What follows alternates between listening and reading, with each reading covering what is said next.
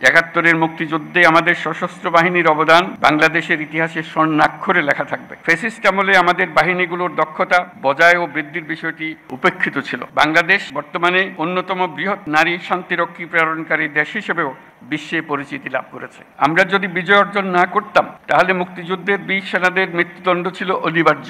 অসহনীয় হয়ে যেত তাদের পরিবারের সকল সদস্যের জীবন। মুক্তিকামী সেনা, নৌ ও বিমান বাহিনীর অকুতভয় বীর সেনানীরা জীবনের পরোয়া না করে, পরিবারের ভবিষ্যতের কথা চিন্তা না করে এদেশের স্বাধীনতা যুদ্ধে ঝাঁপিয়ে পড়েছিল। তারাই এদেশের আপামর জনসাধারণকে সাহস জুগিয়েছেন।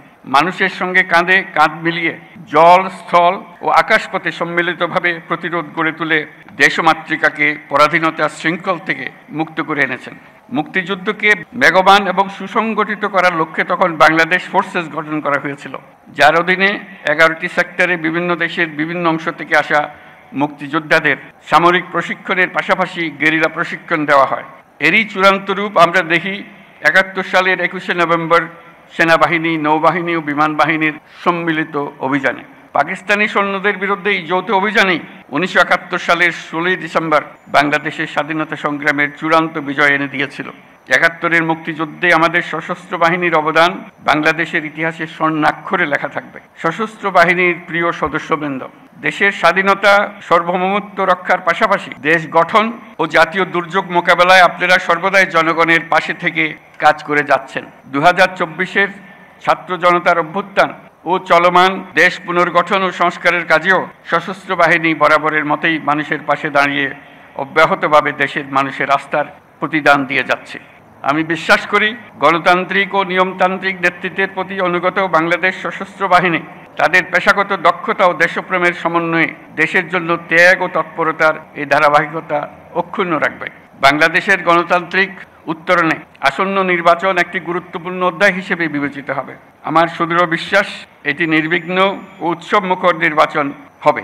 এর আয়োজনে সশস্ত্র বাহিনীর সদস্যগণ দক্ষতা ও পেশাদারিত্বের সাথে এই মহান দায়িত্ব পালন করবে।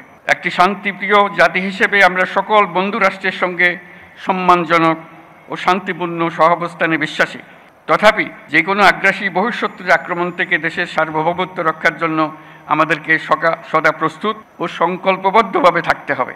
এই লক্ষ্যে আমাদের সেনা, নৌ, বিমান বাহিনীর আধুনিকায়ন, সমরাস্ত্র আহরণ ও উৎপাদন, উন্নত প্রশিক্ষণ এবং উন্নত বিশ্বের সঙ্গে তাল মিলিয়ে বাহিনীগুলোতে যুগোপযোগী প্রযুক্তি প্রয়োগের সংযোজনের প্রয়াস জোরদার করা হয়েছে। তবে দুঃখের সাথে বলতে হয় যে ফ্যাসিস্ট আমলে আমাদের বাহিনীগুলোর দক্ষতা বজায় ও বৃদ্ধির বিষয়টি উপেক্ষিত ছিল। অন্তর্বর্তীকালীন সরকার সকল বাহিনীর সক্ষমতা বৃদ্ধিতে ব্যাপক উদ্যোগ গ্রহণ করেছে। একই সাথে দেশরক্ষা ও জনকল্যাণমূলক কাজে ব্যাপক সংখ্যক ছাত্র ও যুব সম্প্রদায়কে সম্পৃক্ত করার উদ্দেশ্যে বিএনসিসির কার্যক্রম বহুগুণ বৃদ্ধির নীতিগত সিদ্ধান্ত নেওয়া হয়েছে। আমাদের এসব পদক্ষেপ দেশের প্রতিরক্ষা সক্ষমতাকে একটি নতুন পর্যায়ে উন্নীত করেছে। বিগত 37 বছরে জাতিসংঘে আমাদের শান্তিরক্ষীরা সফলতার সঙ্গে 43টি দেশে 63টি মিশন সম্পন্ন করেছে। বর্তমানেও বিশ্বের বিভিন্ন প্রান্তে 10টি মিশনে আমাদের শান্তিরক্ষীরা নিয়োজিত আছেন। বাংলাদেশ বর্তমানে অন্যতম বৃহৎ নারী শান্তিরক্ষী প্রেরণকারী দেশ হিসেবেও বিশ্বে পরিচিতি লাভ করেছে।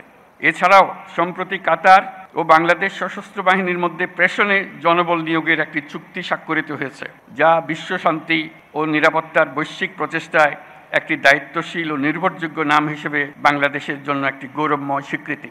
এজন্য আমি সশস্ত্র বাহিনীর সদস্যদের আন্তরিক ধন্যবাদ জানাই। বাংলাদেশি শান্তিরক্ষীগণ যাতে বিশ্বের চ্যালেঞ্জিং এবং বিপজ্জনক অঞ্চলসমূহে সৃষ্ট পরিস্থিতি মোকাবেলা করতে পারে, সেজন্য তাদের সময়োপযোগী প্রশিক্ষণ দিয়ে প্রয়োজনীয় সরঞ্জাম সরবরাহের প্রচেষ্টা অব্যাহত রাখতে হবে।